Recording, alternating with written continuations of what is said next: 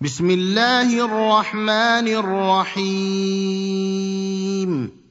والسماء والطارق وما أدراك ما الطارق النجم الثاقب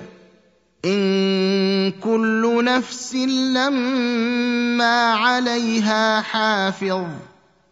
فلينظر الإنسان مما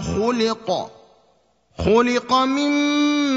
ماء دافق يخرج من بين الصلب والترائب إنه على رجعه لقادر يوم تبلى السرائر فما له من قوة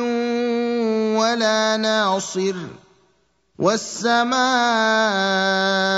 ذات الرجع